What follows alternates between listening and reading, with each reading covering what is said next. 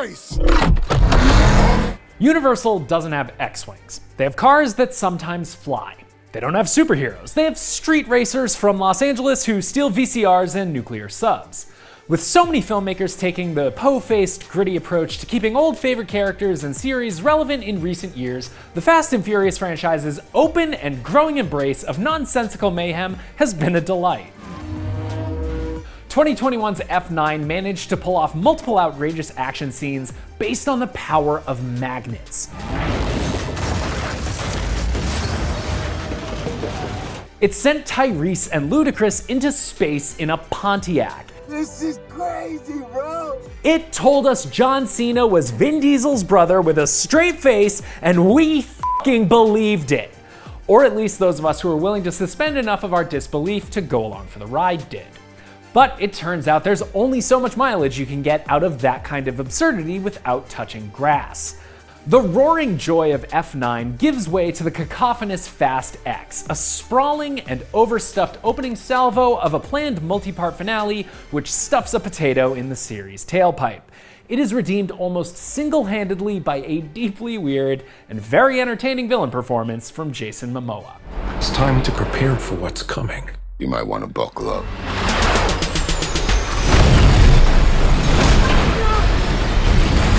It was all the way back in 2011 that Fast 5 saw Hobbs chasing Brian and Dom while they were towing drug lord Hernan Reyes safe through Rio. It was a watershed moment of cartoon logic worming its way into a formerly self-serious series, which, up until that point, paired best with a can of Axe body spray and a copy of Need for Speed Underground 2 for PS2. And you know what? The movies that followed were mostly the better for it. There is vulnerability and risk in significantly shifting the tone of a franchise midstream. And few could have imagined watching the 2001 original that not only would the Fast movies take that risk at all, but be so successful in transitioning it into something uniquely bombastic. As this series is wont to do, Fast X sloppily reveals that Hernan's son Dante was actually present during that entire scene, and after seeing his family's ill-gotten fortune destroyed and his father killed, has re-emerged to wage war on Dom, the ringleader of the world's premier group of car thieves / international spies, promising no death while suffering is owed. Boom! So the Fast movies have long since earned their right to flash back to earlier movies and say, no, the villain was actually in the background the whole time doing this thing. They're there. And it's fine that Fast X does this to explain why Dante Reyes is so pissed at Dom, but Fast X also uses that same flashback and holds back on a little bit of it until a little later on, and oh boy, what we learn in that part of the flashback is both infuriating and also sort of fittingly hilarious for what a sort of wrench it throws into things that late in the proceedings. I don't want to give too much away. I don't want to spend too much time on this, but suffice to say, they abuse this whole flashback thing in Fast X in a way that they really haven't up to this point. And again, that is saying something for these movies. His revenge motivation may be clear, and Fast X does hammer home his anti-Dom foil status at every turn, but the ways in which Dante brings that vengeance to bear on the Fast family are as erratic as Dante himself. It's only through the technology and mercenary forces that he is somehow able to steal that he's able to do much of anything. He wants to make Dom suffer by hurting his family, but routinely ignores opportunities to twist that knife in ways that read as less patiently sadistic and more ineffective. Stop talking and face me. The game's not over yet. The looseness of the character demanded an actor ready to exploit that in their performance, and Jason Momoa showed up to set hungry. He's a big boy. Dante's effectiveness as an antagonist aside, the boundless chaos energy that Momoa sustains throughout the entirety of Fast X is the one consistently enjoyable element. There's no other way to say this. Dante's a real freak, and Momoa flies that flag with gusto. I'm Dante. Enchanté. It feels like he's marathoned all of these movies and parodies Dom's machismo and predictable logic at every turn, both to Dom's face and while he's completely alone, just totally on his own. It's these private moments of goatee twirling that set Dante apart from other villains in the series to date, and Momoa deserves a huge amount of credit for keeping Fast X from sinking under its own weight. There's a toe polish scene. I'm just gonna say the toe polish scene because if you've seen the movie, you know what I'm talking about, and that is really kind of living in its own little corner of the Fast universe that no one else is ever gonna touch. More of that. The movie needed more of that. That weird toe polish energy. Anyway, Dom Toretto, by comparison, feels like he's just drifting from one rumination on the meaning of family to another. And Vin Diesel feels checked out anytime Momoa isn't actively forcing him to push Dom in a different direction, as opposed to regurgitating what we've heard from him before. I'm afraid of losing someone I love. None of Fast X's clumsily orchestrated car Rube Goldbergs manage much of an identity of their own either, and that is a shattering disappointment for a series that has historically found new and interesting ways to move vehicles through time and space and explosions, buildings, across cliffs. Again, I have to reiterate this, to space in the last one. Multiple action scenes feel like rehashes of previous movies. Do you remember that time when Hobbs and Shaw played tug of war with a helicopter? That moment? Well, now Dom's gonna do the same thing, but now there are two helicopters. There's one and two. Does it escalate things? It does. Is it stunningly original? It is not. It's not a great bellwether for the symphonies of motorized mayhem that the hand-to-hand fights, especially one featuring Charlize Theron's Cypher, feel like welcome shakeups. There are actually two hand-to-hand fights that feature Charlize Theron. The other features Michelle Rodriguez. She's been out there in the press a little bit talking about how cool it was that they shot that scene without a director.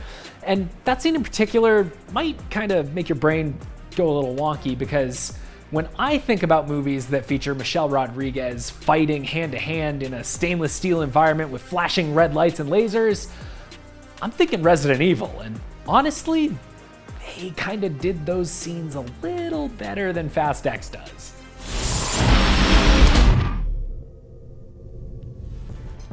Dante's weird, sacrilegious scheme to roll a bomb through Rome to the Vatican represents the most satisfying action sequence, thanks again largely to Momoa's unpredictability, and yet there's a whole lot of the movie left after that which can't escalate the thrills any further. Dante's attack on Rome forces the family to initiate Ghost Protocol and split up, setting the agency on their tail and fragmenting the plot into way more perspectives on the action than the story has material for. Rome and Tej and Ramsey continue their bickering support act, with Han tagging along because he had nothing else going on that day. Fast X grinds to a halt whenever it has to shift focus back to this storyline, which feels more and more like a budding Peacock series in the wings. We're only ever checking in on that group so Ramsey can spout some technobabble exposition while Roman and Tej slap fight and argue over hurt feelings caused by bobbleheads. Tiny Tej!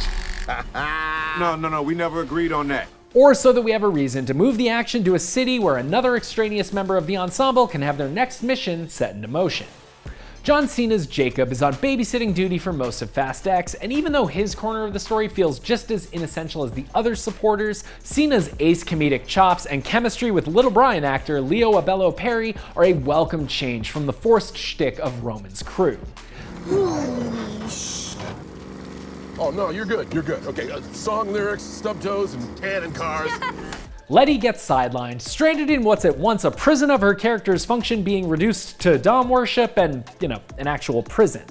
No one has anything meaningful of their own going on, and so time spent away from Dom and Dante, or without solidly engaging action, gets harder and harder to justify.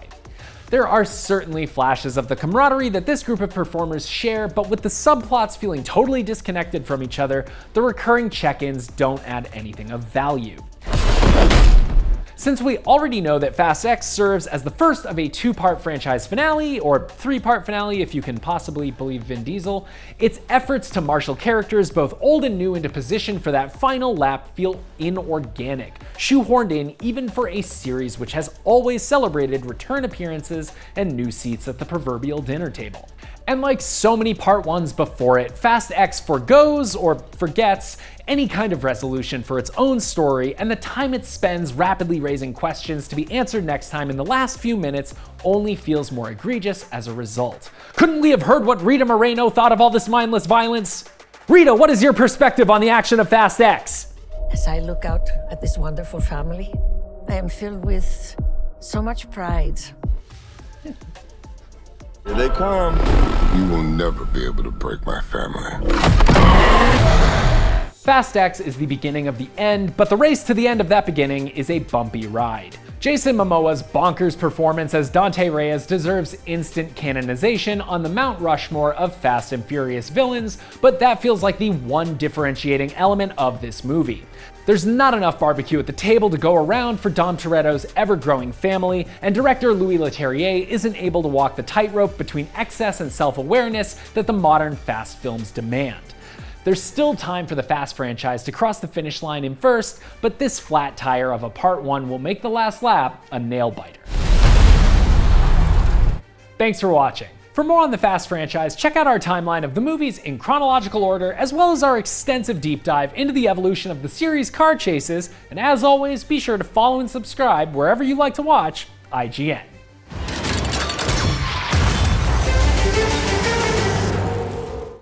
Wait, what about Brie Larson? Brie Larson in this movie?